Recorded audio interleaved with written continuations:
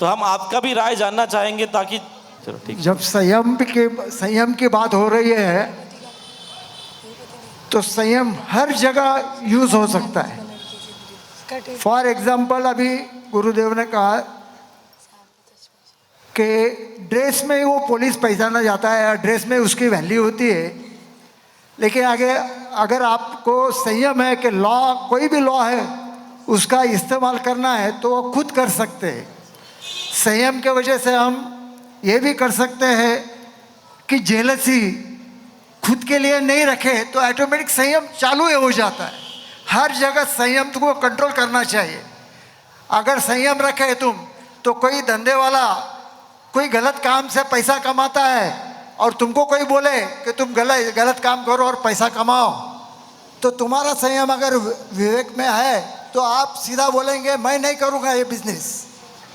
वैसा है, आप मोबाइल की बात कर रहे हैं तो फिर सबसे पहले ये चालू करो कि हर महाराज साहब ने माइक यूज करना चाहिए। अभी भी बहुत से माइक वापर रहे नहीं। Actually mic is only sound wave is transferred and amplified in electrical waves and that is being used by ears। तो उसमें यूज करने के लिए कोई प्रॉब्लम ही नहीं है। और पहले कैसे थे 10, 20, 25 लोग रहते थे श्रावक, आज हजारों श्रावक रहते, तो सबको इस्तेमाल या सबको सुनाई देने के लिए माइक वापरना जरूर है। पहले आप माइक्रोफोन या गाड़ी इसका पहले सोच करो तो फिर मोबाइल का इस्तेमाल हो सकता है। आप पहले जो बेसिक है उसका इस्तेमाल नहीं हो रहा है। अभी भगवान आप देखो कोई भी अपना पैरामीटर जो है, पहले अपन क्या करते हैं आंखों से, कान से और मुंह से उसका अच्छा और बुरा समझ सकते। कान से अच्छा सुनो, बुरा मत सुनो। मुंह से अच्छा बोलो, बुरा मत बोलो। आंखों से अच्छा देखो, बुरा मत देखो। और सबसे ताजुब की बात है कि ये साउंड, ये माइक्रोफोन यूज करने से क्या और बेसिक फायदा है। देखो भगवान ने भी क्या बनाया आपके लिए। आँख जो है, हम आँख जो है लिप चिप कर सकते हैं, उसके बाद मुंह भी बंद चालू कर सकते हैं। लेकिन कान ऐसी चीज है कि 24 hours 365 days it is non stop working. भगवान ने भी तुमको ये किया है कि पहले दो सब सुन के लो, उसके विचारो, उसके बाद आप विचार करो, देन यू डिसाइड। तो मेरे ख्याल से पहले स्पीकर, और अभी भी वैसा भी आप जैसा बोल रहे कि उन्होंने संयम लिया है, तो आप चमड़े के बजाय दूसरा जूता यूज कर सकते हैं। और संयम जब लिया है, जब ये सोच के लिया है ना कि मैं अभी जाने वाला तो अकेला ही, मेरे साथ कोई संयम को साथीदार नहीं चाहिए ना। तो संयम जब लेते तो ये सोच विचार करके चाहिए। तो कोई भाई ने बोला है कि गुरुदेव के लिए करना चाहिए, लेकिन ये पॉसिबल हो ही नहीं सकता है। सोचना और करना बहुत प्रैक्टिकली फर्क है। तो ये तो बहुत ब्रॉड विचारधारा आपने यहाँ पे रखी है। इस सवाल को और आगे न लेके जाते हुए मैं सीधा साहिब जी के पास जाता हूँ और उनके विचारों के लिए विनंती करता हूँ कि वो इसके ऊपर अपने विचार व्यक्त करें। अपने यहाँ पर एक सुविचार आता है, आवश्यकता आविष्कार की जननी है। आविष्कार जितने भी हुए हैं वो आवश्यकता को सामने रख करके हुए हैं। यदि आज मोबाइल का आविष्कार जो हुआ वो आवश्यकता की वजह से हुआ, दुरुपयोग की वजह से नहीं हुआ। जब जिस चीज़ की आवश्यकता होती है उस समय पर जितनी आवश्यकता होती है उतना उस चीज़ का उपयोग करना, शायद मुझे लगता है कि ये ज़रूरी है। अभी हमारे सिंघवी जी ने कहा कि जब मरना ही है तो पहले मरे तो क्या और बाद में गए तो क्या, मोबाइल की क्या आवश्यकता है। मरना तो है संघवी जी, मरना तो है लेकिन मौत के पहले नहीं। मरना जरूर है लेकिन मौत आने के पहले नहीं। मेरे जीवन की घटना है, हमारे सिद्धेश्वर जी का एक्सीडेंट हुआ था और वह रोड के ऊपर चलते चलते 30 फुट नीचे खाई के अंदर गिर चुकी थी। 30 फुट नीचे जब खाई के अंदर गिरी तो मैं रोड के ऊपर खड़ी थी, मुझे वो दिखी तक नहीं कि वो कहाँ गिरी है। जब बहुत आवाज़ लगाए तब उसने कहा बाप जी मैं हूँ। तब मुझे पता लगा कि ये कहीं ना कहीं इस खाई में है। तब लोग नीचे उतरे और उसको ऊपर उठाया। उस समय पर यदि मोबाइल का यूज़ नहीं होता तो आज सिद्धि सुधा जी हमारे सामने नहीं होते। मौत के बिना मरा नहीं जाता, मौत के बिना उम्र आए बिना, बिना मौत का मरना भी बहुत बड़ा पाप है। बिना मौत का मरना भी बहुत बड़ा पाप है। और मौत आने के बाद में जिंदा तो कोई रह नहीं सकता है। तो मैं यही कहती हूँ कि आवश्यकता, आविष्कार, ये सारी चीज़ें, आविष्कार ही किसी चीज़ का जब होता है तब उसकी आवश्यकता होती है। यदि साधु को जरूरी हो, अत्यंत आवश्यक हो, कोई आवश्यक ही कार्य हो और उस समय पर यदि ज़रूरी हो कोई कम्युनिकेशन के लिए, जैसे अभी एक हमारे कन्याओं में से एक बहन ने कहा कि हमारे जैसे युवकों के लिए, युवतियों के लिए, मानती हूँ मैं, जब तक सदुपयोग किसी चीज़ का हो तब तक ठीक है, लेकिन कोई चीज़ यदि दुरुपयोग में चली जाए तो बहुत मुश्किल है। तो ज़रूरत, अत्यंत आवश्यकता हो तो मोबाइल का यूज़ करना चाहिए, ऐसा मुझे लगता है। और जब ज़रूरत ना हो तो मूवी देखने के लिए, सीरियल देखने के लिए या और कुछ देखने के लिए मोबाइल का यूज़ नहीं करना चाहिए, ऐसे मेरे स्वयं की धारणा है। तो महाराज साहब जी का जो बोलना है उसका एक लाइन में यही मतलब है कि मोबाइल फ़ोन, स्पीकर और what ever it is, it's a necessity. जितना अगर ज़रूरत के हिसाब से इस्तेमाल करेंगे तो उसके बहुत सारे फ़ायदे हैं, अगर उसको लग्जरी बना दिया तो बहुत सारे नुकसान भी है।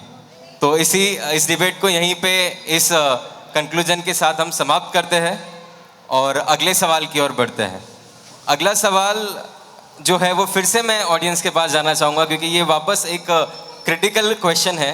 क्योंकि आज हमारे समाज में कई सारी चीज़ें करने की, जैसे शादी करने के लिए या फिर वोट करने के लिए, मतदान करने के लिए एक एज लिमिट है, एक 18 के बाद, 21 के बाद, उसके बाद ऐसा माना जाता है कि उसके बाद समझदारी आती है, उसके बाद हम अडल्ट हो जाते हैं, उसके बाद एक नाबालग जो बुद्धि है वो चली जाती है। तो क्या बाल दीक्षा सही है? अगर ये सब चीज़ें 18 के बाद होती है तो बाल दीक्षा कहीं गलत तो नहीं है? एक बहुत ही रोमांचक सवाल यहाँ पे खुली अदालत में रखा गया है और आप ही लोगों की राय जो होगी वो आप रखेंगे सामने, तो हम लोग इसके ऊपर बहुत अच्छे से और चर्चा कर पाएंगे। तो आप लोगों से हम ये जानना चाहते हैं कि आपको क्या लगता है, बाल दीक्षा सही है या गलत है? पहले उन लोगों की राय लेंगे जिनको लगता है कि बाल दीक्षा गलत है। ऐसा किन लोगों को लगता है कि बाल दीक्षा गलत है? उन्हें उस चीज़ की उतनी समझ उस उम्र में शायद नहीं आती है। ऐसा किन को लगता है वो अपनी अपनी राय यहाँ पर दे सकते हैं। जिस तरह कोई भी चीज़ छोटे बचपन से अपने को सिखाई जाती है तो बड़े होकर हम उसमें तरबेज हो जाते हैं, उसमें माहिर हो जाते हैं। तो मेरा खुद का ऐसा कहना है कि दीक्षा भले ही एक समझ वाली उम्र में दी जाए, लेकिन जो तालीम देनी है, जो उसको सिखाना है, वो बचपन से ही हर एक बच्चे को दिया जाए। अगर वो उसमें ज़्यादा इंटरेस्ट लेता है तो उसको ज़्यादा से ज़्यादा सिखाया जाए, और जो सीख के अच्छा तरबेज हो तो सही वक्त आने पे उसे दीक्षा दी जाए, ऐसा मैं सोचता हूँ। Jai ji. Once again I am with you all. जैसे बाल दीक्षा, मेरा एक छोटा सा सवाल है स्पेशली मेरी बहनों से। आप सभी माँ हैं, स्पेशली आज की जो जनरेशन है उसमें बात कर रहा हूँ मैं, क्योंकि बाय द वे मैं भी प्रोफेसर पोस्ट पे हूँ तो मुझे भी थोड़ा बहुत कुछ अनुभव जो है मैं वो आपसे शेयर कर रहा हूँ। जैसे ही बच्चा आपका, जैसे आप प्रेग्नेंट होती है तो 9 महीने तो बहुत यू आर वेरी हैप्पी कि हम माँ बनने वाली है, और जैसे ही बच्चा 9 महीने का होता है या साल भर का होता है तो you all want to send him to the play school. जब आपको ख्याल नहीं आता है, जब क्या आपको ख्याल नहीं आता है कि वो बच्चा एकदम बाल है जहाँ पे आपको मतलब ही नीड्स यू और शी नीड्स यू, आपकी ज़रूरत उसको है, ऐसे सिचुएशन में आपको ख्याल नहीं आता है कि क्या मैं अपने कलेजे के टुकड़े को मेरे पास नहीं रखते हुए उसको प्ले स्कूल में भेजूं? छोटा सा सवाल है, बस वही है। जिस प्रकार आप चाहते हैं कि आपका बच्चा एक सर्टेन एज में स्कूल लेवल पे चले जाए, होनहार बने, क्योंकि आप चाहते हैं कि अगर मैं अभी अपने बच्चे को स्कूल में डालूंगी तो वो होनहार बनेगा, he will be talented, he will get the exposure to the world and all. वैसे ही यहाँ पे अगर हमारी जैसे मुमुक्षु बहनें हो या मुमुक्षु भाई हो, अगर वो बालपने में अपने जैन संस्कार लेना चाहते हैं तो मेरे हिसाब से बाल दीक्षा में कोई ऐतराज नहीं होना चाहिए। जैसे हमारे भाई ने कहा कि तालीम देना चाहिए, मतलब ट्रेनिंग देना चाहिए, तो ट्रेनिंग ठीक है, लेकिन आज के युवा पीढ़ी को देखते हुए ऐसे लगता है जैसे बच्चा 4 साल का है तो क्या आप मोबाइल नहीं देते हो उसे? क्या आप उसके लिए लैपटॉप नहीं खरीदते हो? क्या आप उसके लिए पूरे लग्जरीज नहीं खरीदते हो? बस वैसे ही दीक्षा भी है, उसके भाव जगह उसने रखे आपके सामने उसका प्रस्ताव, मुझे मोबाइल नहीं, मुझे रजोवरण चाहिए, मुझे मुंहपत्ती चाहिए, मुझे लिपस्टिक नहीं चाहिए, बस यही फर्क है और कुछ नहीं। तो इससे मेरा कंक्लूजन यही है कि बाल दीक्षा is advisable, there is no other argument in that contest. Thank you. आज बालक की समझ, परिवार के सुख दुख और मोक्ष की व्याख्या ये उसकी समझ में नहीं है, और उससे अपने भगवान ने उसको भेजा है उसके कर्तव्य करने को, तो उसके कर्तव्य करने के पहले उसको दीक्षा लेनी या दीक्षा से ही सिर्फ मोक्ष मिलेगा, ऐसी उसको कल्पना देना मुझे मंजूर नहीं है। मेरे हिसाब से बाल दीक्षा गलत है, क्योंकि कुछ एज लिमिट के बाद हार्मोन्स चेंज हो जाते हैं। आज बच्चा बोल रहा है कि मैं ये करूँगा वो करूँगा, लेकिन 4 साल बाद, 5 साल बाद, 12 साल बाद, 18 साल बाद उसकी सारी इच्छाएं बदल जाती है, उसके हार्मोन्स चेंज हो जाते हैं और उसी हिसाब से वो करता है। आज वो बोलता है कि मैं डॉक्टर बनूँगा, और कुछ 18 साल बाद वो बोलता है कि नहीं, मुझे डॉक्टर बनना पसंद नहीं है, मुझे इंजीनियर ही बनना है। तो ऐसे इसके हिसाब से, मेरे हिसाब से बाल दीक्षा गलत है, क्योंकि आज वो दीक्षा ले रहा है लेकिन कुछ 10 साल बाद उसकी नई इच्छा हो, उसको फिर याद आ रहा है कि मुझे कुछ करना है, मुझे कुछ बनना है, तो वो नहीं कर सकता। इसलिए तो आपका भी कहना है कि बाल दीक्षा गलत है? हेलो, जय जिनेंद्र। मेरे को भी नहीं लगता कि बाल दीक्षा देना चाहिए करके, क्यों तो वो उम्र में उनको कुछ समझ भी नहीं रहता है, और वो टाइम पे अपन दीक्षा ले बोले तो वो थोड़ा गलत हो जाता है। और दूसरी बात, अभी पाठशाला में भेजना थोड़ा, महाराज साहब के पास भी बच्चों को भेजना, बहुत लेडीज ये करते कि नहीं महाराज साहब होगा घुमाते हैं, अपना करते हैं, इसलिए बच्चों को भी भेजते नहीं है। उसके विचार भी थोड़ा सा विचार करना चाहिए।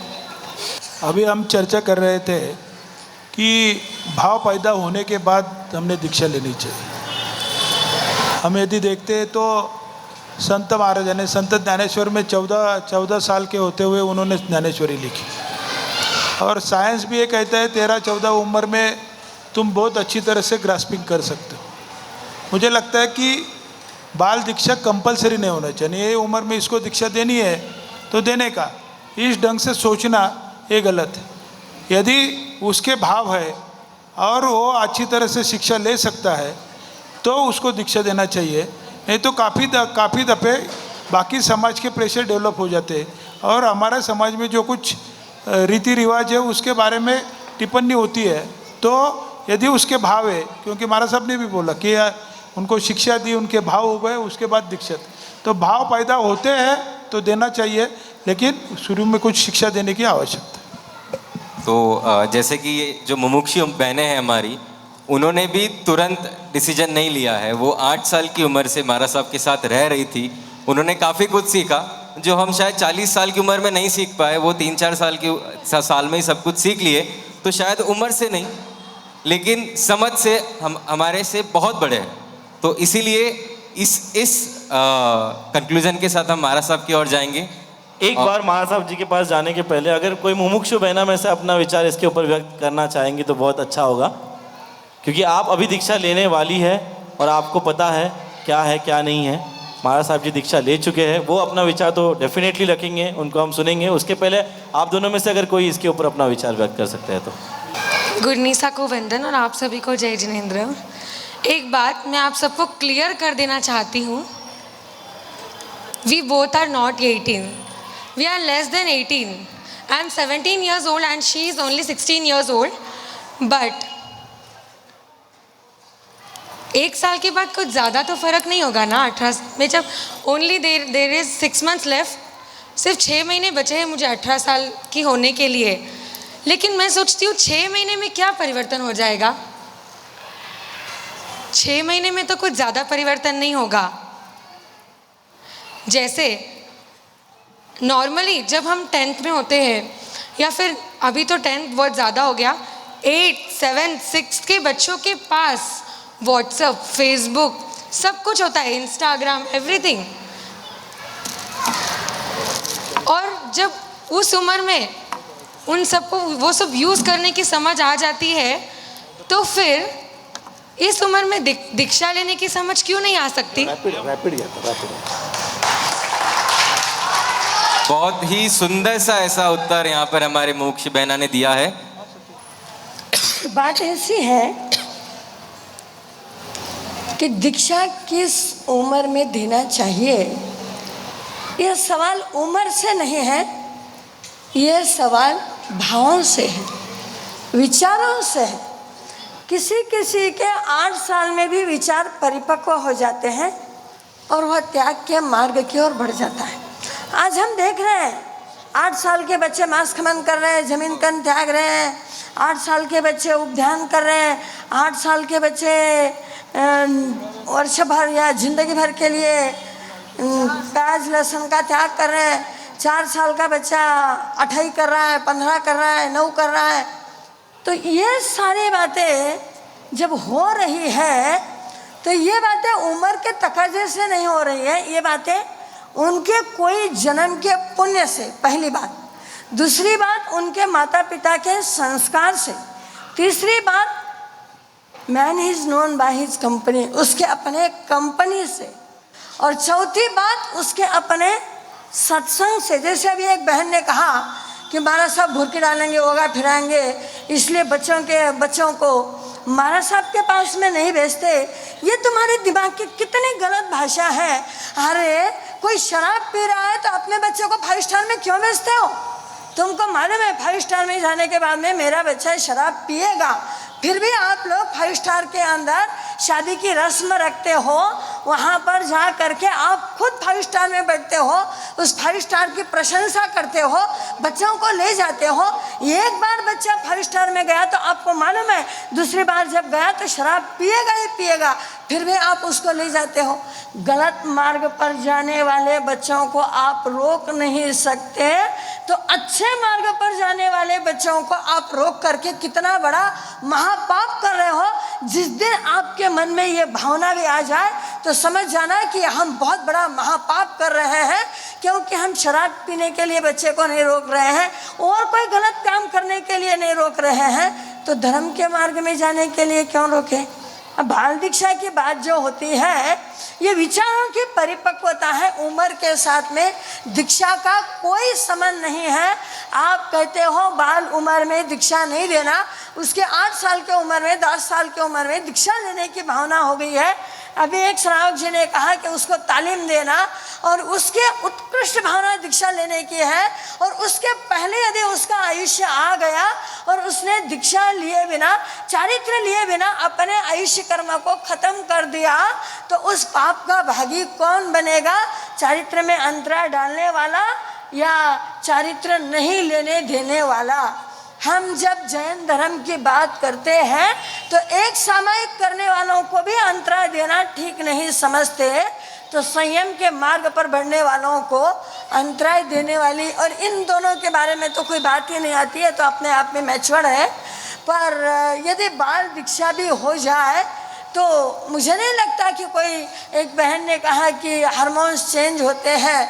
अरे हार्मोन्स चेंज होने वाले 60 साल के 50 साल के उम्र में दीक्षा लेने वाले भी दीक्षा छोड़ के चले गए।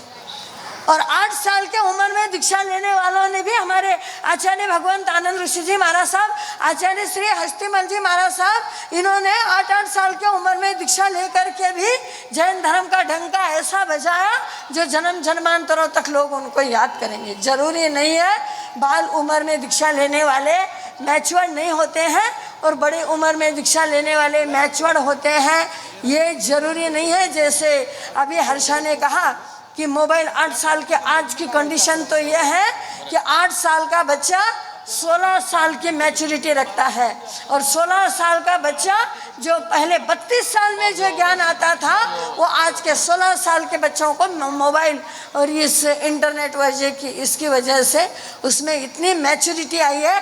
तो आज के ज़माने में तो बाल वय में दीक्षा देने में मुझे नहीं लगता कि कोई प्रॉब्लम है। वो बात ठीक है, आप लोगों को लगता है बचपन में दीक्षा देना नहीं, बुढ़ापे में दीक्षा देना नहीं, जवानी में आपके साथ में कोई ना कोई चाहिए इसलिए दीक्षा देना नहीं, तो फिर दीक्षा देना कब? फिर दीक्षा कब देना?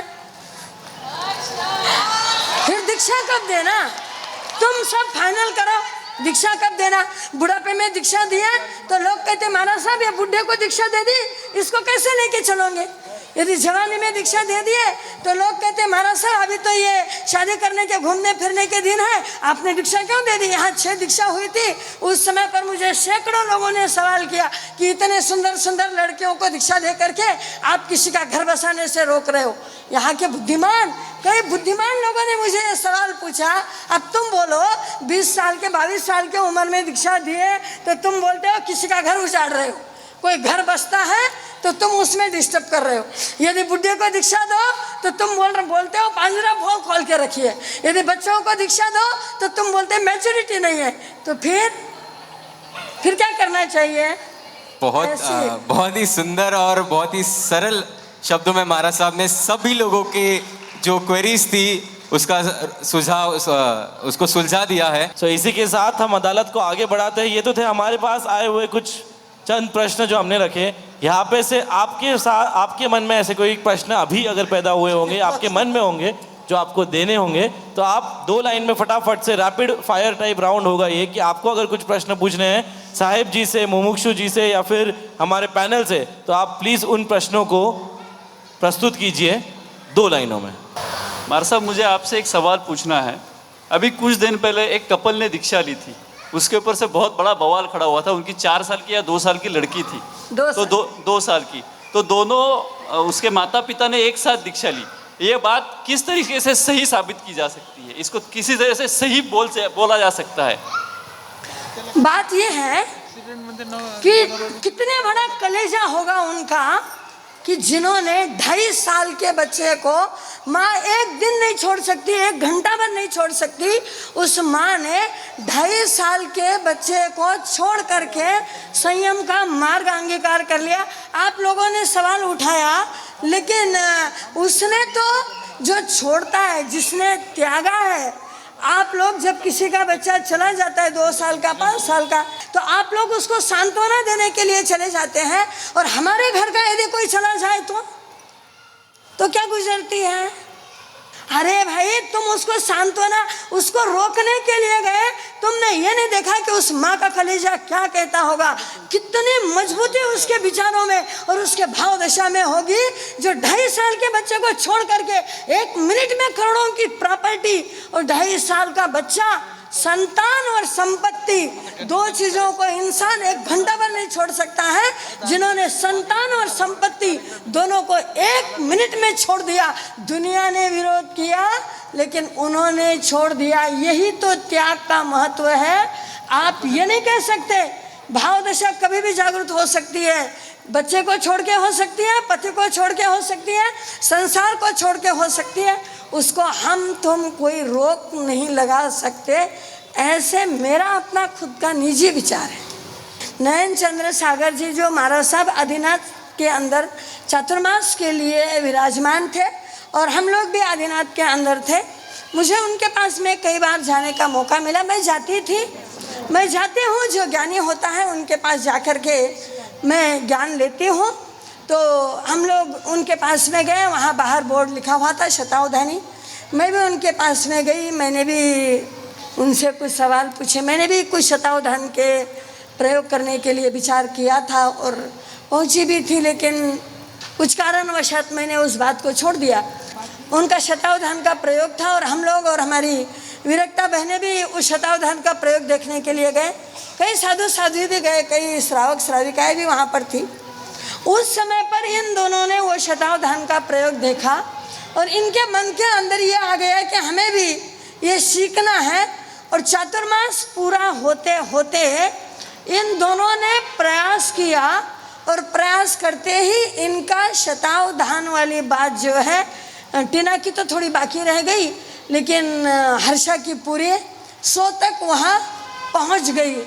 तो आप लोगों ने, कईयों ने, नयन चंद्र सागर जी, अजित चंद्र सुरेश्वर जी, जिन्होंने सहस्त्रावधान या हजारों तक अवधान किए हैं और उनकी प्रेरणा इनको मिली या उन्होंने भी कुछ बातें बताई, कुछ बातें जो थी हमारे पूर्वजों के द्वारा लिखी हुई थी, कुछ माइंड ट्रेनिंग कोर्स भी कराया गया और इन सारे बातों को लेकर के हमारे हर्षा बहन का शतावधान पूरा हो गया। इतिहास के पन्नों में श्रमण संघ के अंदर, जहां तक मेरा ख्याल है और जितने भी साधु साध्वियों के संपर्क में मैं आया गुरु माँ के आशीर्वाद से, मुझे एक ही कंक्लूजन मिला कि वैरागनों में और जहां तक साध्वियां है उसमें बड़ा ही गर्व होता है कि हमारी हर्षा बहन और टीना बहन पहली शतावधानी बनने जा रही है। इसके लिए एक बार हर्ष हर्ष। मैं आपसे ये विनती करता हूँ कि पहले हम सबको ये समझाइए कि शतावधान क्या होता है, ताकि लोग सबको बोले कल इससे डबल कुर्सियाँ इधर लगनी चाहिए और हम सब लोग एक दूसरे को मैसेज देंगे कि ये ऐसा अद्भुत पूर्व कार्यक्रम है जो बहुत कम बार होता है। तो आप ये समझाइए पहले कि शतावधान क्या होता है। डेफिनेटली शतावधान, शत प्लस अवधान। शत का मतलब होता है 100 और अवधान का मतलब होता है आगात कराना। इंग्लिश में अगर कहेंगे तो ये है meditation, meditation of mind through the power of the soul, meditation of the mind through the power of the soul. इस शतावधान में हम 100 विभिन्न प्रकार के 20 पखवाड़े बनाए हैं। हर एक पखवाड़े में, मतलब हर एक फेज में 5-5 क्वेश्चन हैं। आपको बुकलेट दी जाएगी, यहाँ पे आपको पेन दिया जाएगा। आप जैसे यहाँ पे विराजमान है, आप सभी को यहाँ पे विराजित रहना है। बस हम यहाँ से क्वेश्चन आपको पूछेंगे। उदाहरण के तौर पर जैसे फर्स्ट फेज में होगा फलों के नाम, फलों के नाम, उसके लिए 5 ब्लैंक्स दिए हुए, फिल इन द ब्लैंक्स। जैसे समझ लीजिए हमारी प्राची बहन ने कहा मैंगो, तो आप सभी ने मैंगो लिखना है नंबर 1 पर। हमारी हर्षा बहन उसको दिमाग में रखेगी, मैं जैसे मॉडरेटर के थ्रू उसको मैं कंसीव कराते रहूंगा। वैसे हमारे 1 से 100 तक क्रम चलेगा। जैसे ही पूरा क्रम हो जाएगा, आपके सामने हमारी हर्षा बहन 1 से 100 बिना रुके आपको वो आंसर्स देगी। आप अपने पेपर से चेक कर लेना कि नंबर 1 पर क्या है, 2 पर क्या है, 3 पर क्या है, हो गया। फिर वो जाएगी डिसेंडिंग ऑर्डर में, उल्टा विपरीत जाएगी, उल्टा 101 से 100 तक। फिर वो बोलेगी आप चेक कर लेना। उसके बाद आपके मन में दुविधा होगी, शायद हम लोगों ने कोई माइक्रोफोन फिट किया हो, आ सकता है भाई, हम भी नॉर्मल ह्यूमन बीइंग से कुछ भी हो सकता है। फिर आप समझ लो किसी ने पूछा 36 पर क्या है, तो फटाक से बोलेगी 36 पर क्या है। अगर समझ लो मिठाइयों के नाम पे आपने कलाकंद कहा, तो कलाकंद कौन से नंबर पे, वो आपको बोलेगी। हम लोग पहले कंक्लूजन लेंगे आज की अदालत का, फिर हम लोग वापस सूचनाओं की तरफ बढ़ते हैं। तो आज बहुत सारे सवाल रखे गए, बहुत सारे विचार रखे गए, बहुत सारी बुद्धि मिली, सद्बुद्धि मिली, और आज बहुत सारी मन की भावनाएं जो है वो क्लियर हो गई है। और इस संयम की अदालत को हम लोग यहाँ पे विराम देंगे आपके कंक्लूजन के बाद। आज की सुनवाई कुछ इस तरफ है और मैंने उसके ऊपर एक कविता लिखी है। संयम का जीवन जीना बड़ी है कठिन बात, पर यही है मोक्ष प्राप्ति के लिए 100 बातों की एक बात। क्या रखा इस खान पान और सत्कार पुरस्कारों में, बताओ कितनी मिलती है मन की शांति नाचकर पर्वों में और त्योहारों में। रोज भागते हैं हम पीछे उन भौतिक सुखों के थोड़ा तो जी लो संयम से, जो परिचय करवा देगा शाश्वत सुखों से। माना के दीक्षा होना, माना के दीक्षा लेना बड़ी बात है, माना के दीक्षा लेना बड़ी है भाग्य की बात। न जाने कौन सा जन्म होगा जिसमें अपनी भी बनेगी बात। आओ तब तक गुरु भगवंतों का आशीर्वाद लेते हैं, अदालत में संयम को नहीं अपने आप को खड़ा करते हैं। जय जिनेंद्र। बहुत बहुत धन्यवाद जज साहब, कविता के रूप में आपने आज की ये अदालत की सुनवाई की है। बहुत बहुत धन्यवाद।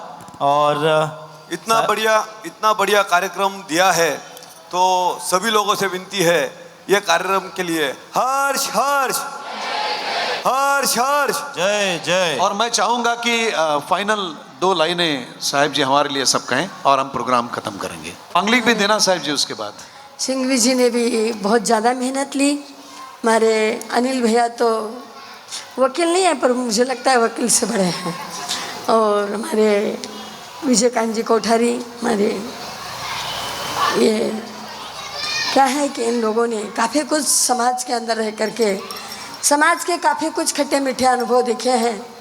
और ये दोनों वकील जिन्होंने वकील की भूमिका अदा की, वास्तव में इन्होंने बहुत ही सुंदर आप लोगों के रग के ऊपर हाथ रखा, दुखती हुई रग के ऊपर हाथ रखा और आप लोगों के मन के अंदर उठने वाले जो सैकड़ों सवाल थे उनके अंदर चुनिंदे सवाल निकाल करके आपके सामने पेश किए, जो लगभग इसी के करीब करीब इसी जो बात हमने की उसी के इर्द गिर्द घूमने वाले सवाल थे और जो सटीक थे वो उन्होंने उठाए।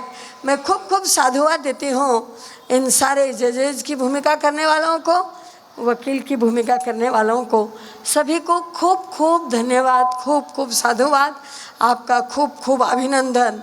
इसी तरह से आप धर्म के मार्ग पर आगे बढ़ कर के कोई न कोई तरह से लोगों के भीतर में दबी हुई जो भावनाएं हैं उसको अभिव्यक्त करने की और भी हमेशा कोशिश करते रहे। हर चातुर्मास में एक बार तो भी ऐसा प्रोग्राम रखें कि जिससे लोगों के मन के अंदर रही हुई कुछ तो समस्याएं जो है वह सबके सामने आए। बहुत बहुत साधुवाद, बहुत बहुत धन्यवाद। खूब अच्छा काम आपने किया, खूब अच्छी तरह से आपने सभा को संबोधित किया और खूब संयमित रूप से हमारा ये कार्यक्रम, क्योंकि मैं कई बार सुनती हूँ कोर्ट में झगड़े होते हैं, ये होता है, वकील झगड़ते हैं, जज झगड़ते हैं। मुझे तो नहीं मालूम, मैं तो कभी कोर्ट में नहीं गई, आज तो कटघरे में बैठा दिया, ठीक है। लेकिन क्या है, सुनती तो हूँ लेकिन अपनी अदालत बहुत शांति से और बहुत प्रेम से और बहुत संयमित रूप से आप लोगों ने पूरी की, इसलिए आपको सभी को खूब खूब साधुवाद, खूब खूब अभिनंदन। और एक आखिरी बार आज के प्रोग्राम के लिए हर्ष हर्ष, अरे हर्ष हर्ष। साहिब जी हमारे मुमुक्षु, आज की अदालत हम लोग यहाँ पे कंक्लूड करते हैं। और हाँ, पहले स्वागत होगा, स्वागत के बाद मंगलिक होगी, तो 2 मिनट का कार्यक्रम करते हैं। सबसे पहले मैं अनिल भाऊ से कहता हूँ, ये जो अपने वकील साहब है दीपक जी और निकुंज ओसवाल, प्लीज आप ऊपर आइए। अनिल भाऊ जी इनका स्वागत करेंगे। बहुत ही बढ़िया इन्होंने अपने को संबोधित किया। पाठ बाकी है। और निकुंज जी ओसवाल उनके बाद उनका स्वागत करेंगे पन्नालाल जी।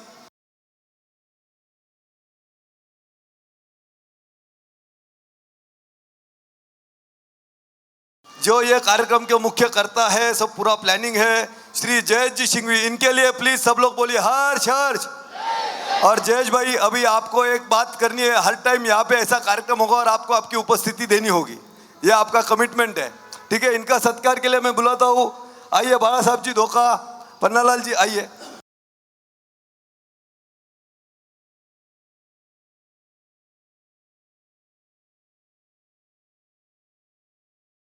गुरु भगवान की आज्ञा से, गुरु जी महाराज साहब की आज्ञा से, चतारी मंगलम अरियंता मंगलम सिद्धा मंगलम साहु मंगलम केवली परंत उद्धमो मंगलम, चतारी लोगुतमा अरियंता लोगुतमा सिद्धा लोगुतमा साहु लोगुतमा केवली परंत उद्धमो लोगुतमा, चतारी शरणं पवजामि हरियंता शरणं पवजामि सिद्धा शरणं पवजामि साहु शरणं पवजामि केवली बनंतो धमो शरणं पवजामि हरियंत जी का शरणा सिद्ध जी का शरणा साधु जी का शरणा केवली प्ररूपी दया धर्म का शरणा चार शरणा मंगल करना और न शरणा कोय जो भव्य प्राणी आदरे तो अक्षय